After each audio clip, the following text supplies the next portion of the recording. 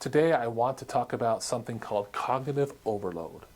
That's a fancy way of saying your brain is just working too hard to do something. Now, in the case of hearing loss, if you're missing stimulation because of damage in your auditory system, you might be hearing but not always understand what's being said around you, especially in those noisy situations.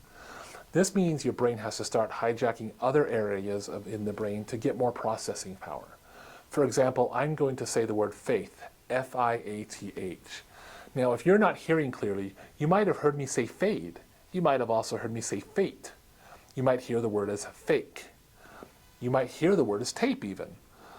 And your brain has to start thinking, what word makes sense? And as the person keeps talking, you fall further and further and further behind. That's cognitive overload, working too hard to understand what's being said. Now, a common sign that you might experiencing that cognitive overload is when you can't really follow conversation anymore. So you just kind of check out, or you nod along and pretend that you're hearing what's being said. Neuroscientists say that cognitive overload is like driving down the freeway at 70 miles per hour, but doing it in second gear.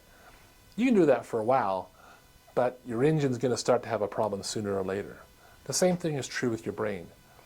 You can get along with it for a little bit this way, and then changes start to happen in your brain. It starts to rewire itself and it has to work too hard.